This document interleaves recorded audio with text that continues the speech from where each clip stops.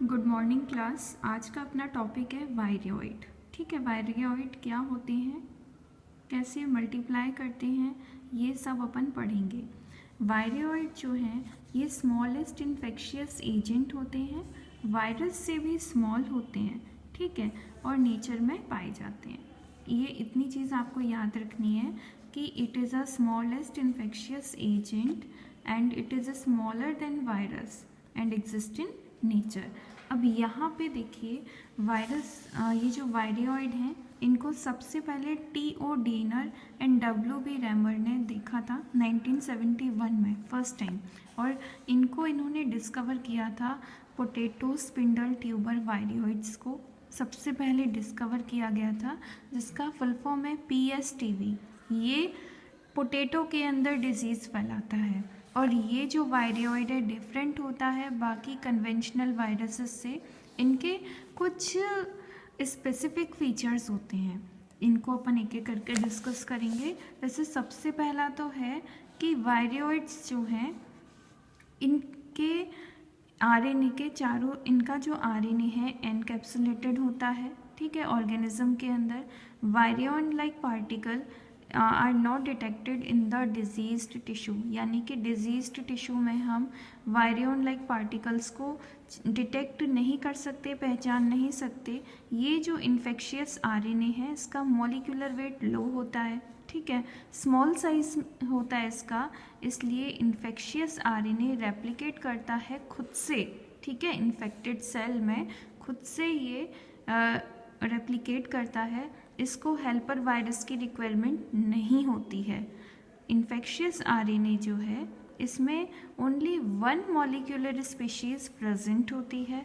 ठीक है, अगर कोई आपसे बात करे वायरियोइड्स क्या होते हैं, तो ये प्लांट पैथोजेंस हैं जो सर्कुलर होते हैं, जिनका आरएनए सर्कुलर या लीनियर सिंगल स्ट्रैंड होता है।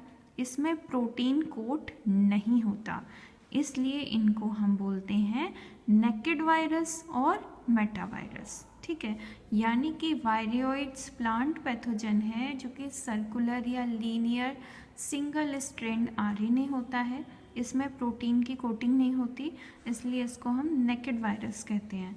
अब बात करते हैं स्ट्रक्चर ऑफ वायरियोइड्स की। ये यहाँ पे आप देखिए वायरियोइड का स्ट्रक्चर बना हुआ है। ठीक है, लीनियर स्ट्रक्चर है ये।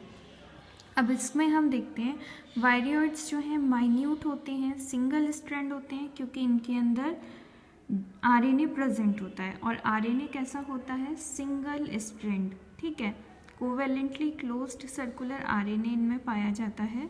इनके अंदर प्रोटीन की कोटिंग नहीं होती। मॉलिक्यूलर वेट इनका लो होता है, हम ऊपर ही पढ़ चुके हैं कितना होता है, 11,500 से 130,000 डाल्टन तक।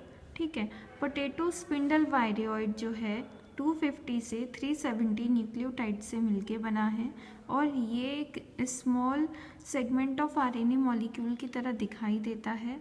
इसके जीनोम में, इसके न्यूक्लिक एसिड में इनिशिएशन कोडोन नहीं होता।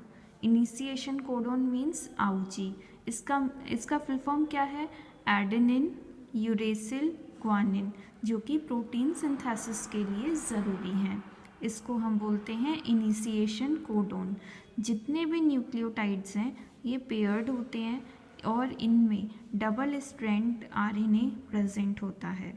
ठीक है, वैसे तो आरएनए सिंगल स्ट्रैंड होता है, लेकिन यहाँ पे आरएनए यहाँ डबल स्ट्रैंडेड प्रेजेंट रहता है। ठीक है, और ये रॉड की तरह दिखाई देता है, इसका स्ट्रक्चर रॉड की तरह दिखाई देता है। डबल स्ट्रैंड आरएनए क्लोज होगा, फोल्डेड होगा, 3 डायमेंशनल स्ट्रक्चर होगा इसका।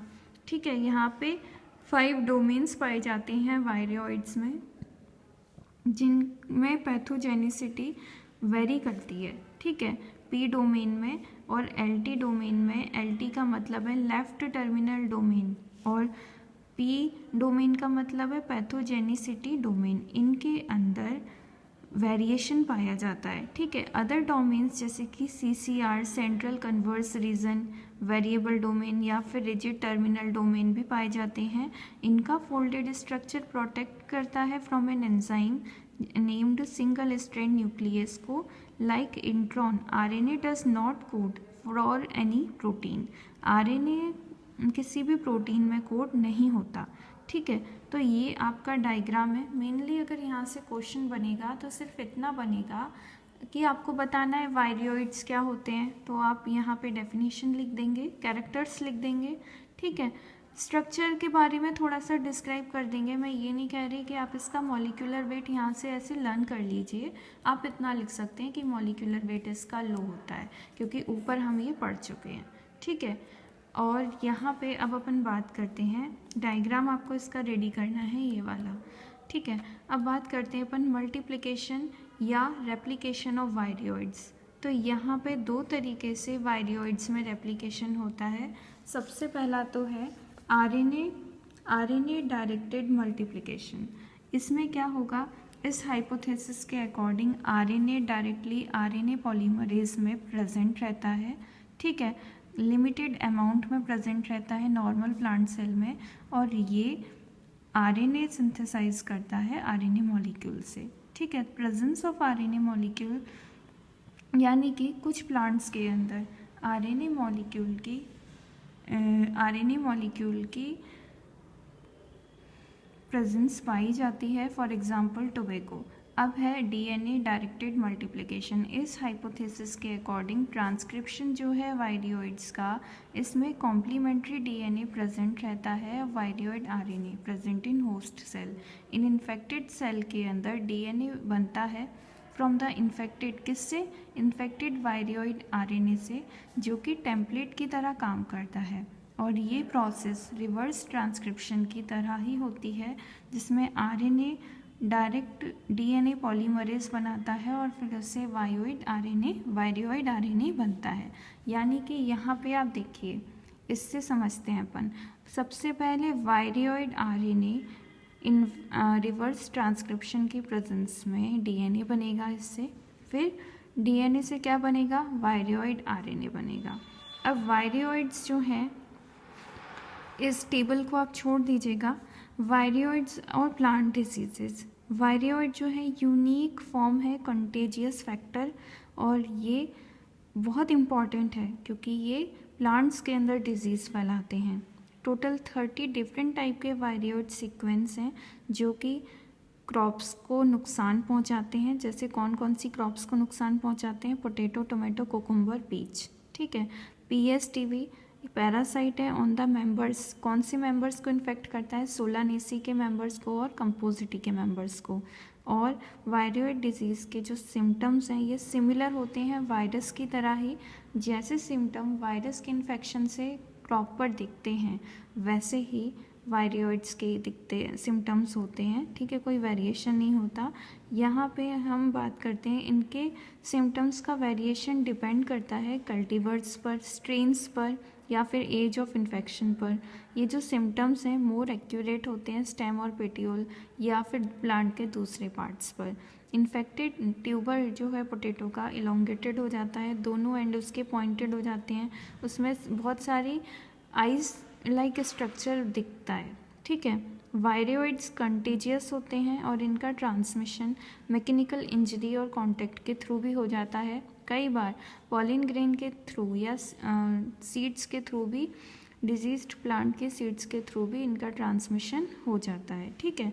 वायरियोइड्स को कंट्रोल हम कुछ हद तक कर सकते हैं, जैसे कि सीड्स को स्टरलाइज करके कर सकते हैं, ठीक है। और ऐसे जो भी ट्यूबर्स हैं, डिजीज ट्यूबर्स जो हैं, उनको हमें हटा देना चाहिए, फील्ड से हटा के उनको दूर जाके बर्न कर देना चाहिए। तो ये सारी टेक्निक्स हैं जिससे हम डिजीज को होने से रोक सकते हैं, वायरियोइड्स को फैलने से रोक सकते हैं, ठीक है। तो इसमें से जो जो आपको इम्पॉर्टेंट लगे आप वो अपने नोट्स में कॉपी पेस्ट कर लेंगे, ठीक है। और पूरा का पूरा कॉपी पेस्ट नहीं करना है, एक बार रीडिंग लगाएंगे, देन इसके बाद आप इसको कॉपी पेस्ट करेंगे, जो भी इम्पॉर्टेंट पॉइंट्स हैं। ये मैंने आपको क्लियर समझा दिया है, इसका फ़ोटो मैं आपको भेज दूँगी। Thank you so much.